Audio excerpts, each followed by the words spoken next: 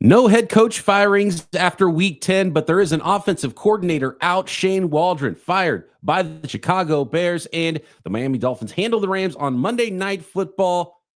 Fallout after 10 weeks of the NFL season coming up on today's Peacock and Williamson. NFL analyst Brian Peacock and former NFL scout Matt Williamson bring you expert NFL analysis every day in less than 30 minutes. Get an inside look at the NFL on the field and in the front office with elite breakdowns to next-level analysis and in-depth information only for the real NFL fans. This is Peacock and Williamson, and it starts now.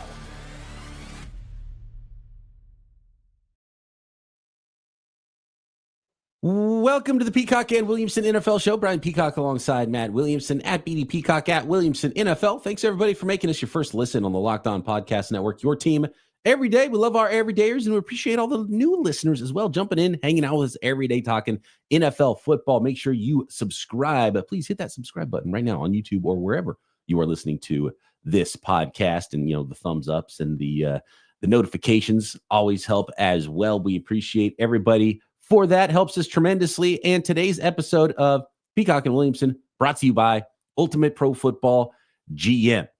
Use promo code LOCKEDONNFL, all caps, inside the game store to receive a free boost to your Ultimate GM franchise. Make sure you get it because that perk will help you jumpstart your play and give you the advantage you'll want to create your pro football dynasty.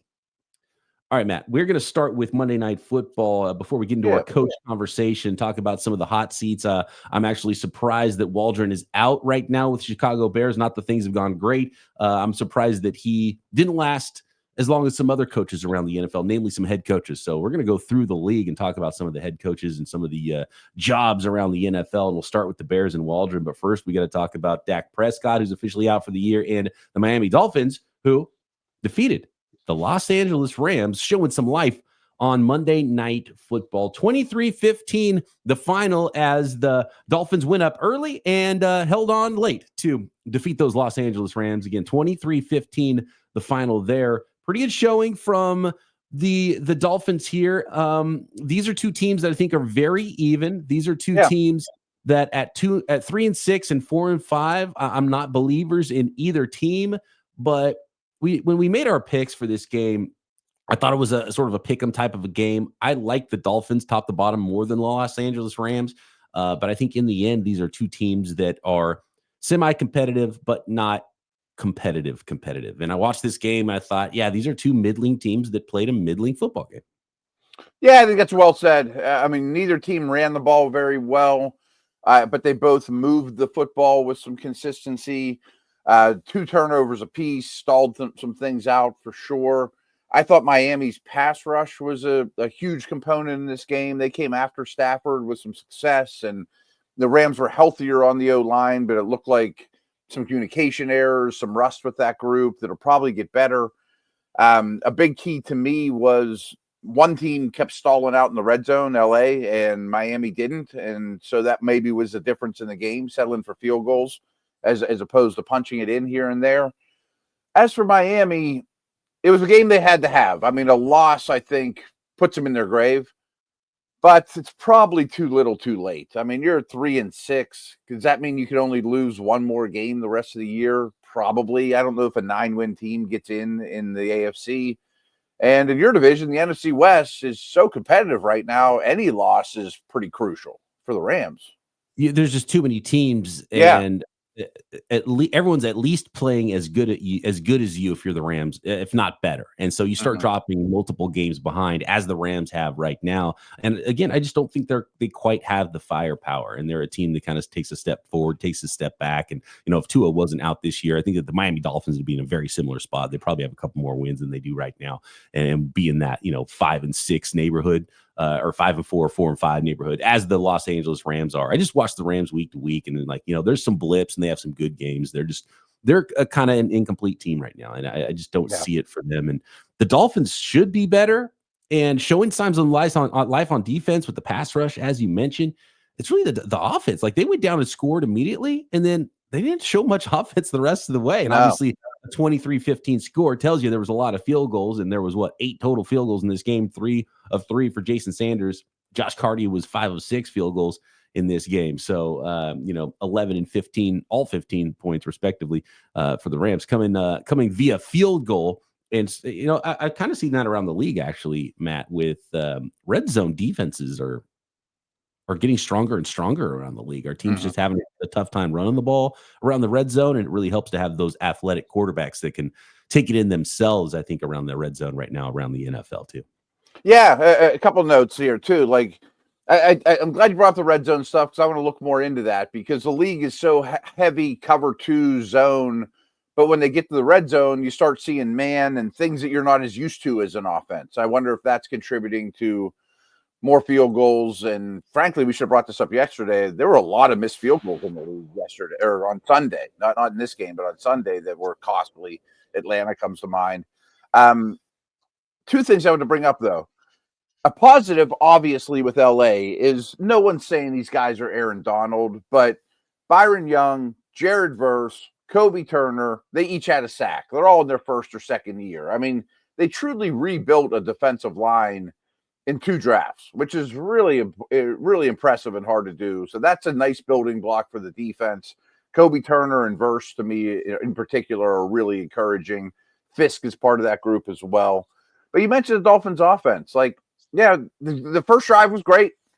But I also think that high-flying, never seen this stuff, put 60 on Denver last year, I don't think we're going to see that anymore. Like even before the Tua injury, the offense was fine, and yeah, they're fast and they got all kinds of weapons and he's a good mind for the game, of course. Then it was the worst offense in the league when Tua was out.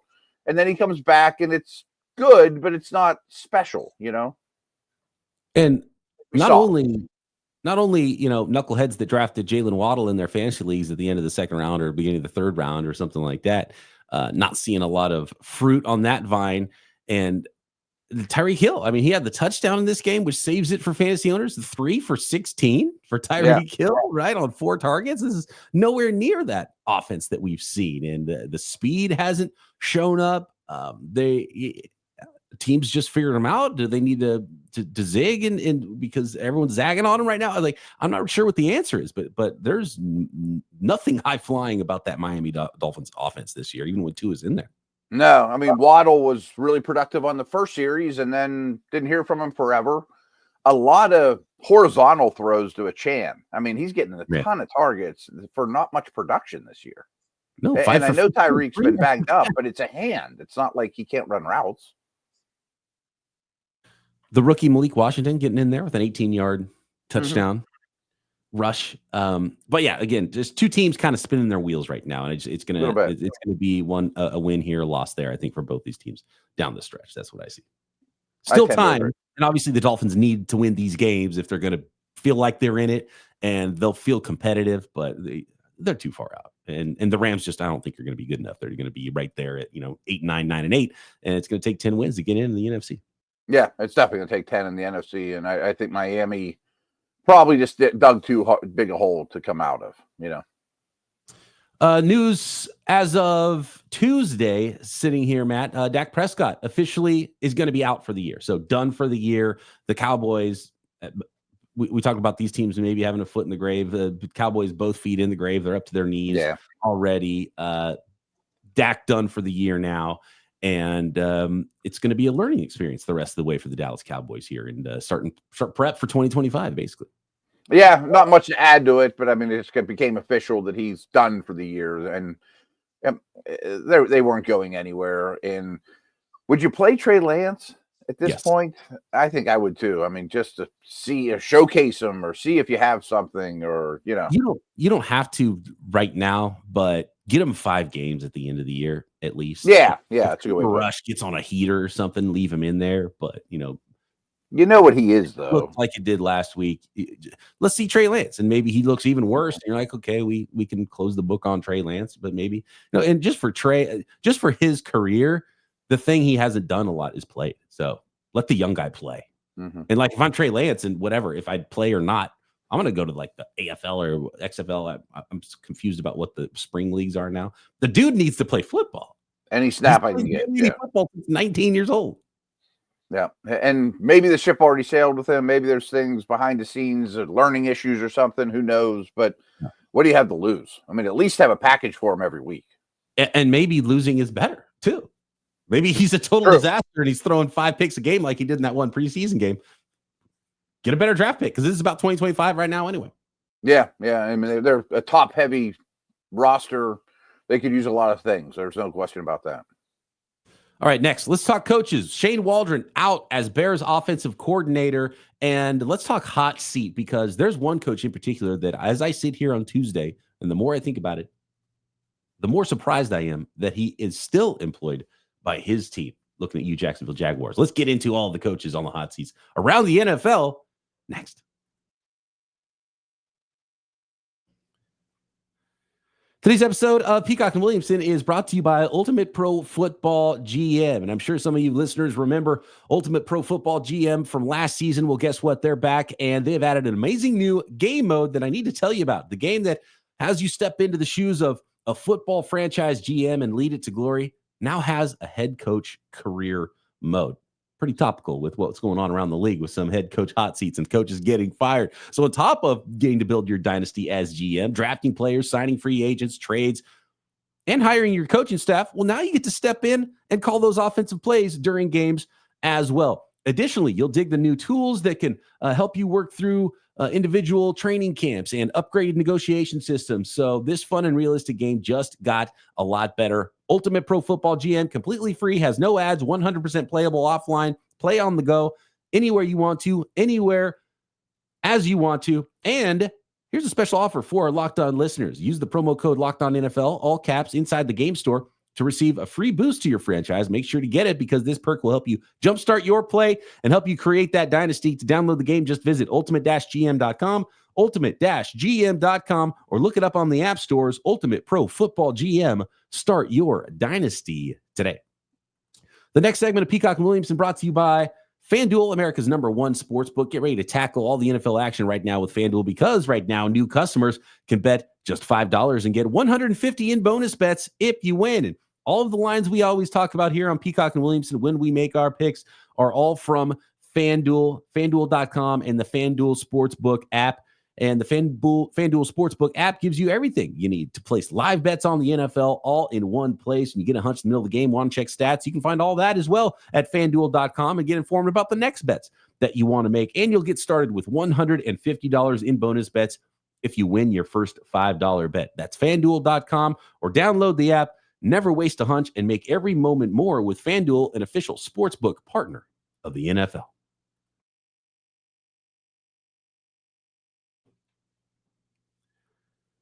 Shane Waldron out as offensive coordinator of the Chicago Bears, Matt. And according to my watch now, whoever the interim or maybe new full-time offensive coordinator of the Chicago Bears will be the 4th offensive coordinator for Matt Eberflus in a few short years as head coach. And he has now fired his 2nd offensive coordinator, Luke Getsy being the 1st. And the Bears have had so much changeover at quarterback and coach. And I had to go back and make sure. I was like, was Luke Getsy an Eberflus hire and fire? Because he was fired before Thanksgiving as well. And now we've seen it again with Shane Waldron, the new permanent and now not so permanent offensive coordinator for Matt Eberflus and the Chicago Bears with a different quarterback. He's out prior to Thanksgiving now. And so we'll see who the offensive coordinator is. I don't have that information yet, but I ask you the question, and I guess we'll start here. Look, maybe he was a bad offensive coordinator and there are signs that point to that. Sure. But you hired him and this is multiple offensive coordinators now.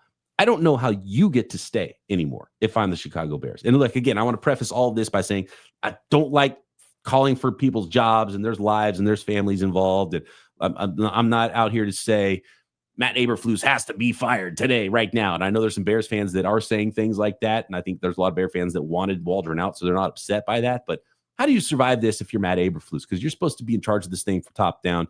And I don't know how you have faith in the entire thing from the top at this point. And, Ryan Poles, I feel better about. But as far as the coaching staff goes, I don't know how Eberflus gets to continue to do this.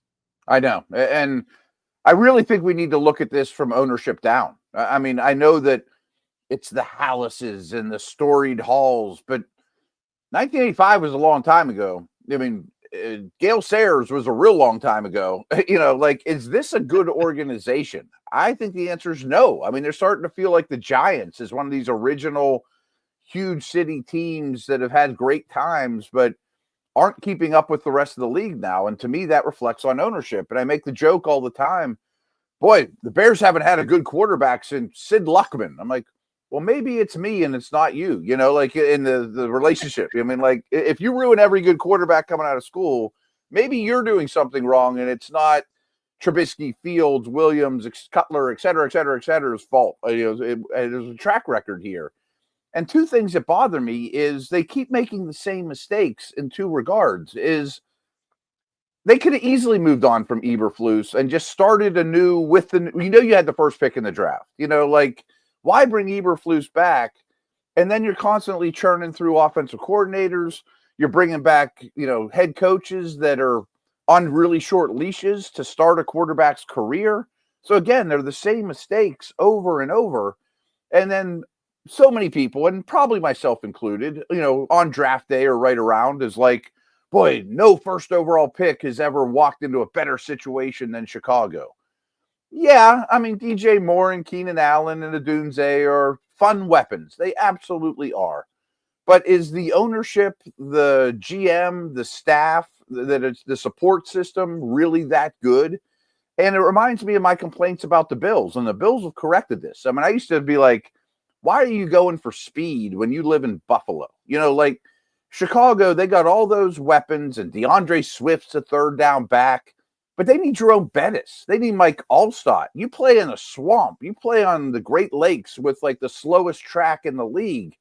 Instead of Keenan Allen, get Quentin Nelson. You know what I mean? Like, you need to be a bully. I mean, the Bears teams, I mean, I need Singletary. You know what I mean? And so here's where, and again, it's a confidence thing for me. Okay, Matt Eberflus, maybe you're an awesome head coach, terrible luck, and you ended up with two bad offensive coordinators. Mm-hmm. And maybe they were guys that weren't on the top of everybody's list, especially last year with maybe a quarterback that the writing was on the wall. People didn't want to be tied to a quarterback and assist in a bad team that they thought might be out, because that means the offensive coordinator is going to look worse. Whatever it is, Luke Getsy now been fired twice since then, by the way, so he was clearly not a good hire at the time. Anyway, sure. The Bears interviewed Washington Commanders offensive coordinator Cliff Kingsbury, Tampa Bay Buccaneers offensive coordinator Liam Cohen, and Falcons offensive coordinator Zach Robinson before hiring Shane Waldron. Those guys are doing okay, so I think there might be some issues in identifying who that offensive coordinator should be in the first place. And so how do you have confidence that they're going to go find the next guy, because you out of four choices, you pick the worst one? And maybe those guys picked the other job, but all three of them did. I mean, it takes two to tango. Went with his old coach from the Rams and Falcons. That one makes sense, and I think he was probably the least popular hire at the time, just because his track record and his resume is a little bit shorter than the other guys.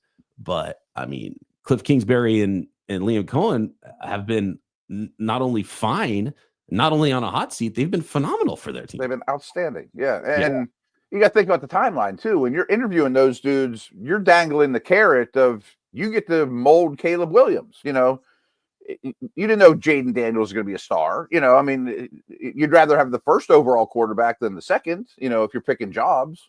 Right. And Cliff Kingsbury obviously was not hired yet. And at the time, you're an incumbent, so you can hire Kingsbury before you even know who the head coach is going to be in Washington, and he can even go on those interviews.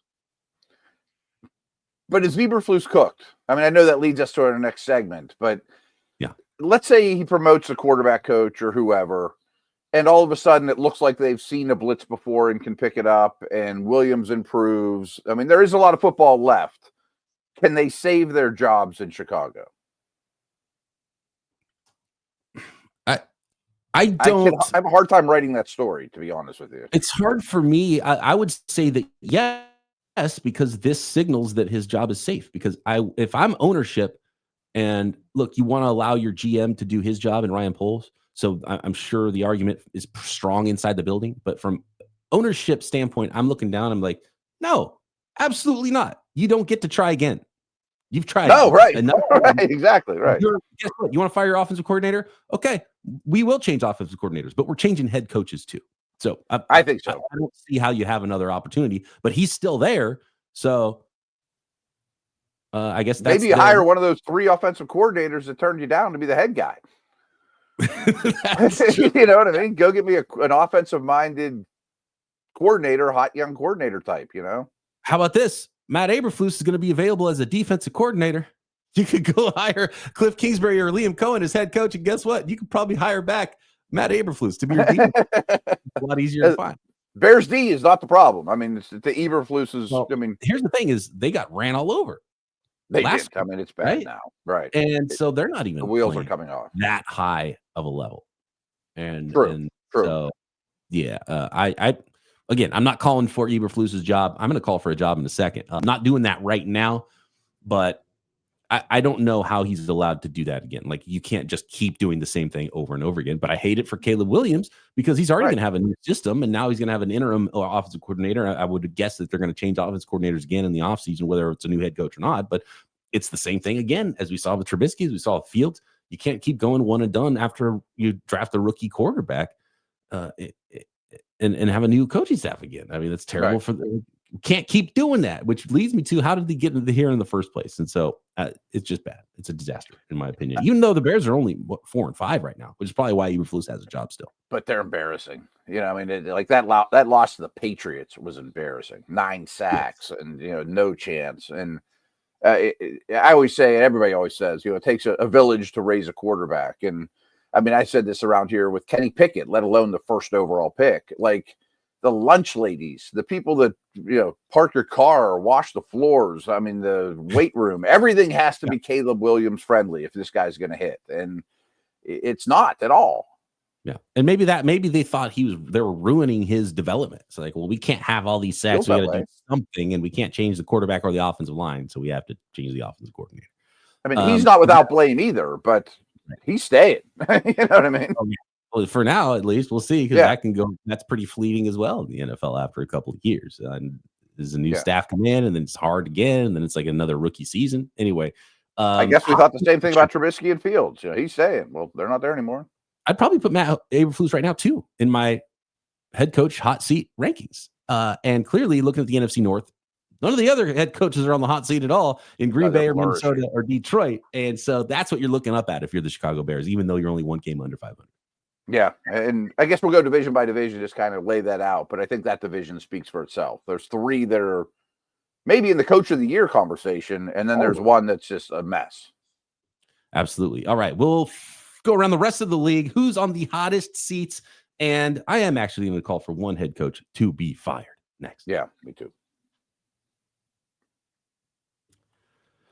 The final segment of today's Peacock Williamson is brought to you by Game Time. When you download the Game Time app, get $20 off your first ticket purchase. And all you got to do is use our promo code LOCKEDONNFL. More on that in a moment. A new feature at Game Time when you're buying your tickets to your favorite sporting events, concerts, comedy shows, theater events, any events near you.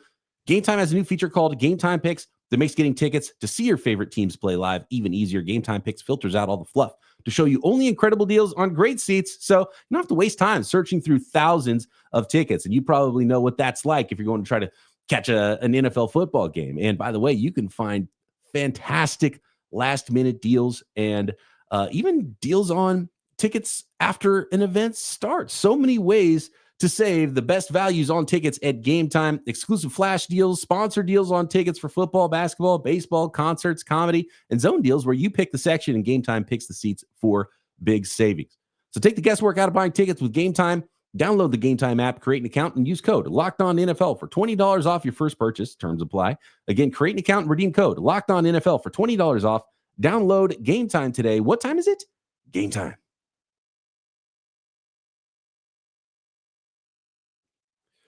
We're going to jump around a little bit with divisions because I want to go to the AFC South because I'm not one to clutch my pearls, but I was somewhat appalled by the post-game press conference for a coach that is on the hottest seat in the NFL, and that is Jacksonville Jaguars head coach Doug Pederson.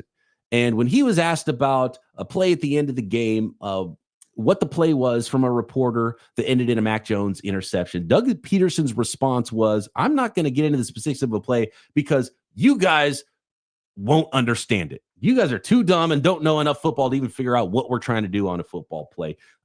He should have been fired before he finished that sentence, because that is a coach that has absolutely no self-reflection. Look in the mirror. Anybody in that room that's never called a play at any level in their entire lives, never called a play on Madden, can call a better play, or at least as worse of a play that ends in an interception that ends the game for you. Like it's such a ridiculous thing to say. And for a guy that has to know that he's on the hottest seat in the NFL to try to throw it back in the face of reporters about how dumb they are and about how smart he is. And he's had comments like this in the past. That one rubbed me really the wrong way. And I'm really wondering right now what the Jacksonville Jaguars are doing, because he is clearly not the guy. Yeah, I always hate when a coach takes the cop out in a room full of reporters and says, none of you have ever put on a jockstrap or a helmet or called a play. You don't know anything. Get out of here. They have a different job than you. Their job is to ask you questions, and your job and your obligation is to answer them. And in a key play like that, you have to have an answer, not you guys are too dumb to know. I mean, then explain it to me like I'm a 10-year-old. I mean, just give me the basics of it. I mean, hey, how about this? Explain it to your quarterback better. Yeah, coach. Right, or practice it better. Or right. So I think his seat's on fire. Yeah. I actually sent a tweet out before the week saying I thought the Bears and Jags were the hottest two seats. Yeah, but I think Jags are clearly number one. Jags for sure. There's nobody to cop out. You can't fire your offensive coordinator if you're Doug Pederson. That's coach and GM, I believe, in Jacksonville. Mm-hmm. Done. And I know Lawrence isn't perfect or transcendent, but you're ruining him too. Like I know sometimes it's the quarterback's fault, but Lawrence should be better. And it's your fault. Right. Yeah. And I think there's self-preservation in all this. We talked about the Eberflus stuff. In Jacksonville, I think the GM's not going to fire the head coach because the GM knows he's out too, right? In Chicago, they told us the head coach is like, I might be able to hang on to this job. I got to fire the coordinator. And the GM for sure is going to have a job. I think Ryan Poles isn't going to get fired in Chicago. Mm-hmm. So it's a little bit of different dynamic where, Trent Baalke's not going to say, hey, we got to fire our head coach, because then, they say, okay, well, guess what? Pack up your bags with him because you're going to go at the end of the season anyway. So I think that might be one of the factors with the 2-8 Jacksonville Jaguars. One and done in Tennessee. If we're staying in the AFC South right now, I mean, Houston's safe. I don't know what the other two are. I mean, Indy to me I think he's a really good offensive coordinator and a really bad head coach. Tennessee might have to show some signs of life to save their job. Obviously, I don't think he's getting fired this week. I think both are safe. Both are safe. Indy and Tennessee, slightly warm. I don't know how you could judge Callahan on what he's done this year, and your quarterback situation is not great, and the roster is not quite there. So you definitely get another year, I think, for Callahan, even though it's not. I would say definitely. Well, for me, I'm just saying if I'm the owner, I'm kind of going at this if I'm the owner and I'm looking at this. And you got to see what's going on with Anthony Richardson, the Colts. Again, the Colts, it's like you start looking at Chris Ballard and you're like, okay, well, it's been a long time. You've had a number of opportunities. See some fruit here. What are you building would be my question if I'm ownership in Indy. Yeah. They're spinning their wheels a little too, but at least Richardson time is coming. There's going to be a lot of these teams that I mentioned. I think Tennessee's a perfect example, especially one and done coaches that they're going to get the whole year. It's not Denver, 2 years ago. It was so awful. But you better show some signs of life. I mean, if your point differential from here on out is like minus 100 in Tennessee, then I might have to get rid of you, Speaking of Denver, Sean Payton, I think doing an all right job. They're 5-5 right now. Took the Chiefs to the end, and a block kick is what was needed for the Chiefs to go 9-0. That's a tough one. The Las Vegas Raiders clearly are going to have a new head coach next year, and I think everybody else is safe. I think the Chargers are doing backflips over Jim Harbaugh.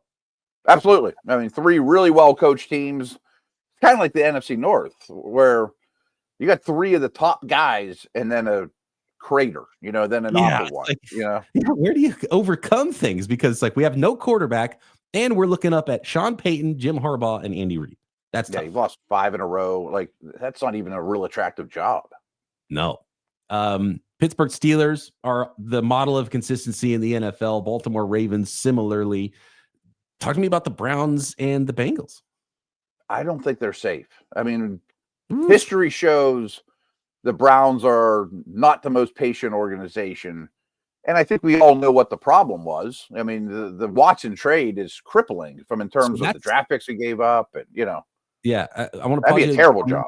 Fought because they know inside the building who is championing what. Right.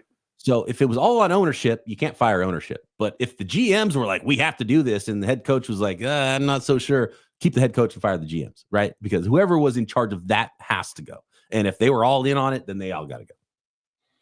In the end, there's teams like Dallas and Cleveland where preseason expectations were for you to at least be 500 at this point, if not in the driver's seat for a playoff spot, and it's over already. I mean, usually coaches suffer when that happens. I don't know about Cincy. I think Cincy gets another year. Yeah. There's been a lot of circumstances, but there's been a lot of circumstances in a lot of years for Cincy too. Yeah. I mean, I think there might be more coaching changes than ever this year. How many years do circumstances get to control things where you start to say, okay, we got to control things we got to leave it up to not circumstances anymore if you're the Cincinnati Bengals. Right. Like, boy, this guy's okay, but what if we had a really good coach with Burrow, Everybody out in New York Jets, New England Patriots, I can't foresee a one and done there. You're just trying to develop a quarterback, even though I haven't seen anything that I absolutely love and think that they're an amazing coaching staff, but you got to build something before you can really evaluate the coaches in New England, right?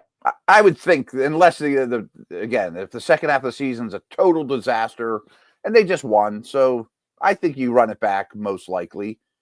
Miami's a somewhat interesting conversation. I don't think his seat is hot, and they won, and I bet the second half of the season is respectable for Miami. But if it isn't, I mean, if they end up with 5 wins, maybe he's on a hot seat going into next year. You know what I mean? I don't think the seat's even that warm, but it could be warm starting next year. And if it looks like this again, then maybe it's time to look at things for Miami. And obviously everything golden in Buffalo. Let's finish up the NFC The thing side. about Miami is they're just such a unique team build and approach to playing NFL football that you can get fired easier if you're not doing it like everybody else, He was one of the hottest coaches in the league coming into the year. You lose your quarterback. I just think that's, they're fine in Miami right now, but you got to start having some answers too. And things happen quickly in the NFL. Dallas Cowboys, perfect opportunity to move on and maybe go whale hunting if you're Jerry Jones this offseason. So that's an extremely warm seat, maybe even maybe third hottest seat right now, Dallas Cowboys. Maybe. I mean, could that be Belichick or Vrabel, somebody like that? I take it back. New York Giants in the same division are the third. Yeah, that's on fire. Yeah. The Eagles actually, early in the season, I was a little concerned. They're fine now, but it's getting cooler. It's cooler. It's cold now. Yeah. Looking at the South, Atlanta Falcons, new regime, everyone golden there. We just talked about Liam Cohen. I think the coaching staff's actually doing a really good job to help the Tampa Bay Buccaneers, who are completely broken down in so many key positions, so many great players on their team, just keeping their head above water and really battled hard with 2 good teams in the NFL the last couple of weeks. I've been impressed with their coaching staff, but I have a feeling that it still might be a little warm for Todd Bowles. They've lost 4 in a row. Yeah. But he made a really good hire. He's getting the most out of Baker. There's a lot of excuses, but he's been there a while, and maybe his message is getting a little stale, The New Orleans Saints already did their thing, and they had to. Carolina Panthers, you have to stick with the new guy, right?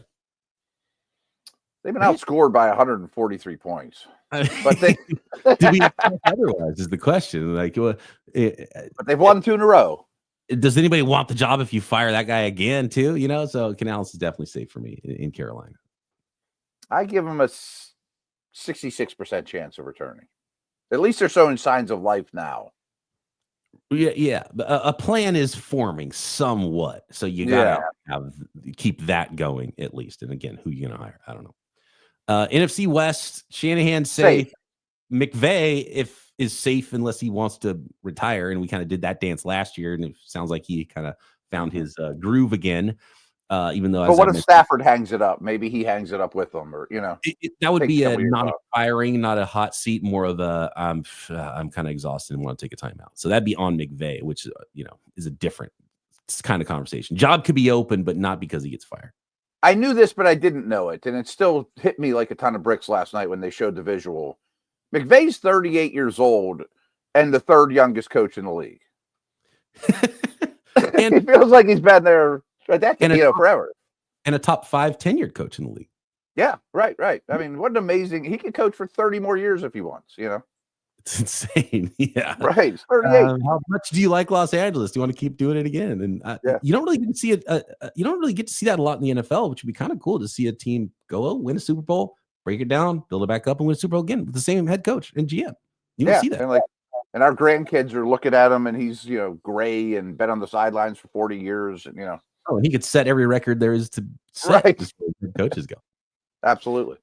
And then Cardinals coaching staff doing a phenomenal job. Seattle's new staff is, they haven't been amazing this year at 4-5 right now. They're in last place currently in the NFC West, but new staff, very safe. I don't think that seat is necessarily. Yeah, I wouldn't say they're the reason that things aren't going swimmingly. I mean, you at least run it back. Yeah. So there you go. Really the hottest for me is, as I mentioned, Doug Pederson, Jacksonville Jaguars, Eberflus with the Bears, and then you go to the NFC East with the Giants and the Cowboys is probably the next two for me. And at this point, the top. And we already have 2 interims, though. I mean, New Orleans and the Jets are already on. So that's 5 jobs I expect to be open, and there's probably more as we. Did you mention the Raiders? I think they're a slam dunk. Oh, Raiders. Well, yeah, Raiders. I just feel like are kind of. That's tough. It almost feels like it's an extended interim job right now. But it does. I don't have a lot of confidence, but what do you, again, expectations weren't there for me. Did the Raiders expect more? I know there's some Raiders fans that are super bummed and expected more. I certainly didn't this year for them. No, and I'll be honest. I mean, if you rewind a year and a half ago, I wasn't inspired by the hire of Pierce, to be honest. I mean, he's did them enough a track record. It felt like they were hiring to make Devontae Adams and Max Crosby happy. There's been I don't like how easily he throws his own folks under the bus either in the building. That's that probably they probably have less confidence in the building, players, other coaches, ownership in him than they did when he made his interim run last year, which happens a lot with the interim coaches. And we talked about it at the time. And it's a bad feeling to be there on game day, looking across the field at Sean Payton, Reed, Harbaugh twice a year. You know what I mean? And you're standing next to your guy. You're standing next to your guy like, I don't feel the same way about our dude as I do the guy over there. Yeah. I mean, like Harbaugh doesn't call plays on either side of the ball. Like there's some definitely tons of respect for Pierce after, he jumped in. Can he be the guy that oversees it? Like they need so much roster. So it's also kind of hard to evaluate someone when the roster's not ready to win anyway. Yeah. No, I think he's actually safer than I was going to say now that I talked through it a little bit. There's a couple owners like Cincy and Vegas that aren't thrilled about paying a guy and hiring a guy. You know what I mean? Paying a guy not to coach for you. Yeah. And they just hired him too. So this, maybe we have to have this conversation again next year. But then again, I would fix everything with the Raiders again. And so I'll come back to that. How can you evaluate a head coach when your team's not ready to win? And they're not going to be ready to win next year either. I don't see a lot of wins the rest of the way for the Raiders either. With Ritter, right? Yeah, it's not going to get better. That's your head coaches around the NFL. Thanks everybody for making us your first listen here on Peacock and Williamson. Let us know what you think at BD Peacock at Williamson NFL, or drop a question for our mailbag this week on YouTube. Subscribe while you're there. Matt and I back tomorrow. Peacock and Williamson.